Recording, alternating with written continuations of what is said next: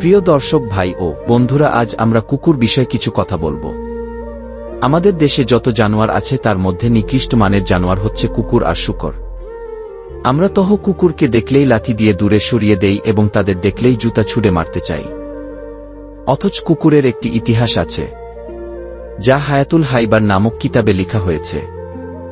একজন আল্লাহর বান্দা একদিন কোথাও যাওয়ার উদ্দেশ্যে রওনা হলেন। যেতে যেতে কিছু দূর যাওয়ার পর সে ব্যক্তি পথের ধারে একটি বিল্ডিং দেখতে পেল, যা সে কখনই দেখেননি। অনেক পুরাতন একটি বিল্ডিং, যা প্রায় 2 থেকে 400 বছর আগের। আমাদের দেশের প্রতিটি মানুষেরই সব কিছুতেই নতুন পছন্দ। আমরা সবাই জুতা বা কাপড় কিনতে গেলেও আমরা আগে জিজ্ঞাসা করি নতুন কি এসেছে। কিন্তু স্মৃতির অ্যালবামে কেউ নতুন কিছু রাখে না, মানুষ পুরাতনটাই রাখে। তাই সেই ব্যক্তিটি পুরাতন বিল্ডিংটাকে ঘুরে ঘুরে দেখতে লাগল। হঠাৎ তার চোখ পড়ল একটি শিলালিপির দিকে, যেখানে খোদাই করে লেখা আছে, এই বিল্ডিং তৈরির ইতিহাস জানতে হলে অমুক গ্রামে যেতে হবে। এটি দেখে সেই ব্যক্তির মনে ইতিহাস জানার প্রবল আগ্রহ জাগ্রত হল। সে উক্ত গ্রামের খোঁজে যেতে যেতে 2 থেকে 3 কিলোমিটার চলে গেল। তারপর একটি গ্রামের কাছে গিয়ে একজন ব্যক্তিকে গ্রামের নাম জিজ্ঞাসা করল এবং শিলালিপিতে লেখা গ্রামের সাথে মিলে গেল। তারপর আল্লাহর সেই বান্দা লোকটি থেকে পুরাতন সেই বিল্ডিং এর ইতিহাস জানতে চাইলে লোকটি বললেন, জন্মের পর থেকে সবাই এভাবেই বিল্ডিংটি দেখছেন, এর ইতিহাস সম্পর্কে কারই জানা নেই। এমনকি আরও কিছু সংখ্যক মানুষকে জিজ্ঞাসা করে হল এবং তারাও একই কথা বললেন। তারপর সেই ব্যক্তি মন খারাপ করে চলে আসছিল এবং ভাবছিল খোদাই করে কি তাহলে মিথ্যা কথা লেখা আছে। ভাবতে ভাবতে যখন গ্রামের শেষ প্রান্তে চলে আসলো, তখন তিনি একজন বৃদ্ধাকে দেখতে পেলেন। বয়সের ভারে বৃদ্ধার মাথা 3টে হয়ে গেছে, অর্থাৎ বয়সের ভারে ঝুঁকে বসে থাকলে হাঁটু সহ 3টা মাথা মনে হয়। এখনকার যুগে এই স্কুল বৃদ্ধাদের খুব একটা দেখা যায় না, কারণ এখন মানুষ 35 থেকে 60 বছর এর মধ্যেই ডিজিটাল যুগে ডিজিটাল প্রযুক্তির মাধ্যমেই বেশি মারা যায়। যেমন স্বামী স্ত্রীর থেকে পানি চাইলেন, স্ত্রী পানি নিয়ে আসতে আসতে শোনা যায় বাইক অ্যাক্সিডেন্টে স্বামী আর দুনিয়াতে নেই। আর আগের যুগের বৃদ্ধা মানুষ অসুস্থ হয়েও 7-8 দিন পর্যন্ত বিছানায় থাকে, মারা যাবে বলতে বলতেও আর 23 ঘন্টা বেঁচে থাকে। তখন কেউ পানি দিত, কেউ দুধ দিত, কেউ ক্ষমা চাওয়ার ও সুযোগ পেত। তাছাড়া ক্ষমা চাওয়াটা একটি ভালো পদ্ধতি, কিন্তু হঠাৎ মৃত্যু ভালো না। রাসূল সাল্লাল্লাহু আলাইহি ওয়াসাল্লাম হঠাৎ মৃত্যু থেকে আল্লাহর কাছে পানাহ চেয়েছেন। যাই হোক, আল্লাহর সেই বান্দা বৃদ্ধার কাছে গেল এবং জিজ্ঞাসা করল, এই গ্রামের নাম কি এটা? উত্তরে বৃদ্ধা বলল, হ্যাঁ, কিন্তু তুমি কোথায় থাকো? উত্তরে ব্যক্তিটি বললেন, আমার বাড়ি অনেক দূর, আমি অমুক রাস্তার সেই মাথায় একটি বিল্ডিং দেখতে পারলাম, সেখানে লেখা ছিল বিল্ডিং এর ইতিহাস জানতে হলে এই গ্রামে আসতে। কিন্তু প্রায় 40 জনকে জিজ্ঞাসা করলাম, কেউ জানে না। বৃদ্ধা লোক মুচকি হাসি দিয়ে বললেন, তুমি কাদের জিজ্ঞাসা করেছ? উত্তরে ব্যক্তিটি বললেন, যুবকদের। বৃদ্ধা বললেন, তারা কিভাবে বলবে?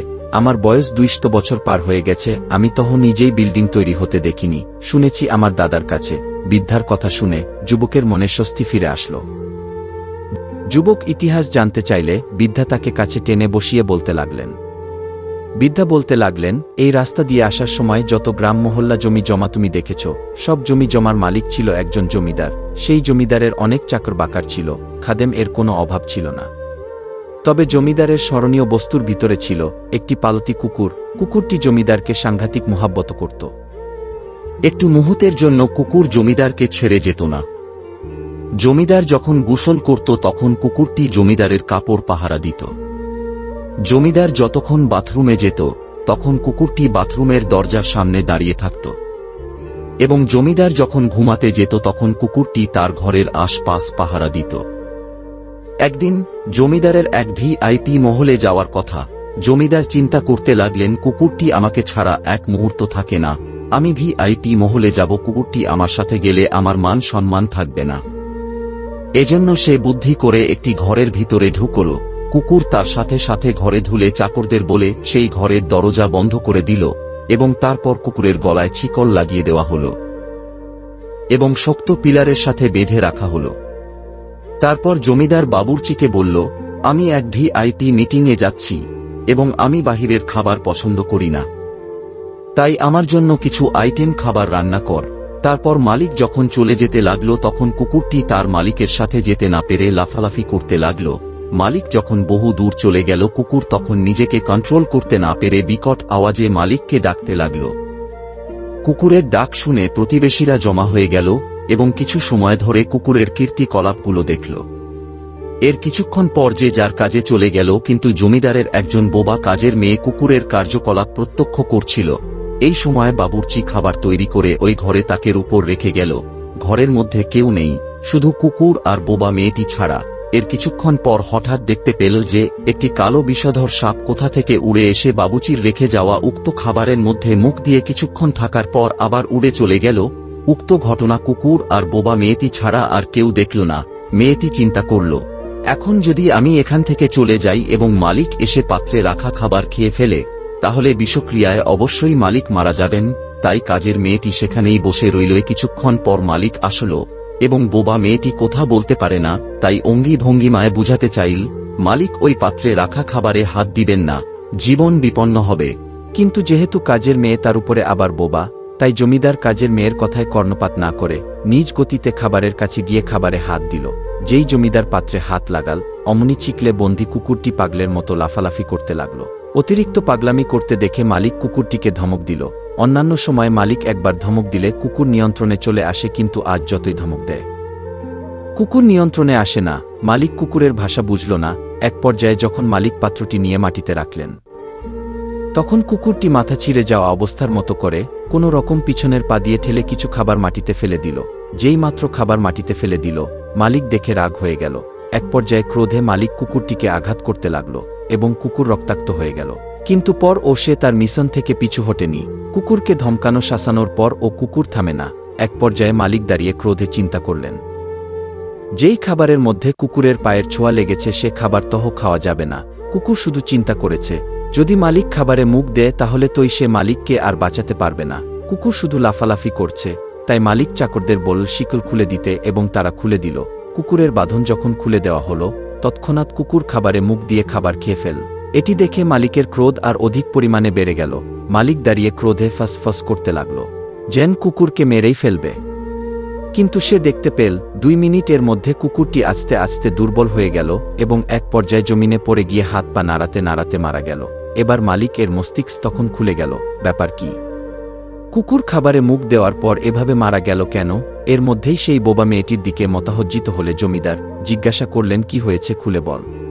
তখন কাজের বোবা মেয়েটি চোখের পানি ছেড়ে দিয়ে অঙ্গভঙ্গিমায় বুঝালো, ঘরের মধ্যে কেউ ছিল না, আমি আর কুকুর ছিলাম। আপনার বাবুর্চি খাবার তৈরি করে মুখ না ঢেকেই রেখে চলে গেল। আমরা নিজের চোখে দেখতে পেলাম উড়ন্ত একটি কালো বিষধর সাপ এসে আপনার খাবারে মুখ দিল। আমি চিন্তা করলাম, আমি যদি এখান থেকে চলে যাই এবং এমতাবস্থায় আপনি এসে যদি খাবারে মুখ দেন তাহলে আপনি বাঁচবেন না। এজন্য সব কাজ ফেলে রেখে আপনাকে সাবধান করার জন্য এখানে বসে রইলাম। আমি অনেকভাবে আপনাকে বুঝাতে চেয়েছিলাম, কিন্তু আপনি বুঝতে পারেননি। এক পর্যায়ে যখন আপনি সেই বিষযুক্ত খাবারে হাত দিলেন, তখন আপনার সেই কুকুরটি নিজেকে নিয়ন্ত্রণ করতে পারছিল না। কুকুরটি বিভিন্নভাবে বুঝাতে চেয়েছে মালিক এখানে হাত দিয়েন না। তারপর ও যখন আপনি খাওয়ার জন্য অগ্রসর হলেন, তখন কুকুরটি নিজের মাথা ছিঁড়ে যায়। এই অবস্থায় নিজের সাথে যুদ্ধ করে পায়ে ঠেলে কিছুটা খাবার ফেলে দিল। তারপর ও কুকুরটি চিন্তা করল, এখনও পাত্রের মধ্যে খাবার আছে, আপনি যদি তা খেয়ে ফেলে তাহলে মালিককে বাঁচানো যাবে না। কুকুরটি আপনাকে অনেক বুঝাতে চেয়েছিল, কিন্তু আপনি বুঝলেন না। তাই কুকুরটি নিজের জীবন দিয়ে বুঝিয়ে দিল, কিন্তু আপনার কোনো ক্ষতি সে হতে দিল না। তাই প্রিয় দর্শক, আপনাদের কাছে জিজ্ঞাসা করতে চাই, কুকুর নিজের মালিককে বাঁচানোর জন্য নিজের জীবন বিসর্জন দেয়, অথচ মালিক কুকুরের জন্য খাবারের কোনো মেনু দেয় নাই, থাকার জন্য একটি সুন্দর কোনো ঘর তৈরি করে নাই। বরং কুকুর নিজে জাগ্রত থেকে সারা রাত তার মালিককে পাহারা দিল, এবং যে মালিক কুকুরকে 2 দিন 3 দিন পর খাবার দিল, সে কুকুর যদি এমন মালিকের জন্য জীবন দেয়, তাহলে মুসলমান ভাইয়েরা, আমাদের মালিক তহ আমাদের জন্য খাবারের মেনু দিয়েছেন, আমাদের মালিক তহ থাকার জন্য উন্নত ব্যবস্থা করেছেন। শুধু তাই নয়, কুকুর নিজে রাত জেগে নিজের মালিকের পাহারাদারি করেছে, আর আমাদের মালিক নিজে রাত জেগে আমাদের জন্য পাহারাদারি করেন। আমাদের মালিক বলেন, লাতা খুদহু চিনা তো অনানাওম, ও আমার বান্দা বান্দি, তোমরা রাতের বেলায় ঘুমিয়ে যাও, আমি কিন্তু একটা মুহূর্তের জন্য ঘুমাই না। আমি যদি ঘুমিয়ে যাই, এই মুহূর্তে আমার কোনো বান্দা বান্দি যদি মুসিবতের মধ্যে পড়ে এবং সে যদি আমাকে ডাক দেয়, তখন কে তাকে মুসিবত থেকে উদ্ধার করবে? আল্লাহ সর্বময় ক্ষমতার অধিকারী, প্রতিনিয়ত তোমাদের সাহায্য করি। আমি রহমান রাহিম, আমি সেই সৃষ্টিকর্তা যিনি নাপাক পানি থেকে তোমাদের সৃষ্টি করেছি আমি সেই সৃষ্টিকর্তা, আমি সেখান থেকে তোমাদের সৃষ্টি করেছি যেখানে তোমাদের কোনো অস্তিত্ব ছিল না। আমি আমার চোখের ভিতরে কখনো তন্দ্রা ভাব ও আসতে দেই না, যে রাব্বুল আলামিন আমাদের সহযোগিতার জন্য সারা রাত জেগে রইলেন। এমন মহিমা রব থেকে আমাদেরকে দূরে সরিয়ে দিল। শেষ পর্যন্ত যখন বোবা মেয়েটি থেকে জমিদার সব কথা জানলেন, জমিদার তখন চোখের পানি ছেড়ে অনেক সময় ধরে ক্রন্দন করলেন। জমিদার এরপর ঘোষণা দিল, যে কুকুর তার জীবন বিসর্জন দিয়ে আমার জীবন রক্ষার চেষ্টা করল, এই কুকুরের লাশ যেখানে সেখানে ফেলে দেওয়া যায় না, যত কোটি টাকা লাগে, তার স্মৃতিচারণের জন্য রাস্তার ধার একটি বিল্ডিং বানিয়ে দাও। এই বিল্ডিং এর ভিতরে কুকুরকে দাফন করা হবে, যাতে করে শত বছর পর্যন্ত প্রভুভক্ত কুকুরের স্মৃতি দুনিয়ায় টিকে থাকে। প্রিয় দর্শক, কুকুরের মালিক তহ কুকুরের জন্য বিল্ডিং বানিয়েছেন। আমাদের মালিককে বাঁচানোর জন্য আমাদের জীবন দিতে হবে না। মালিকের দিন দুনিয়াতে টিকে রাখার জন্য প্রয়োজন হলে জীবন দিতে হবে। কিন্তু আমরা তো আজ উদাসীন হয়ে গেছি এই দিন দুনিয়ার ধন সম্পদের মুখে। ভাই ও বোনেরা, তাই বলছি, আজকের এই ঘটনা থেকে শিক্ষা নেই এবং আল্লাহ রাব্বুল আলামিনের কাছে প্রার্থনা করুন, আল্লাহ যেন আমাদেরকে তার সঠিক জ্ঞান ও তার ইবাদত বন্দেগী করে বাকি জিন্দেগি পার করতে পারি এবং আল্লাহ সন্তুষ্টি লাভ করতে পারি। আল্লাহর রাব্বুল আলামিন আমাদের সবাইকে তার পথে চলার তৌফিক দান করুন। আমিন।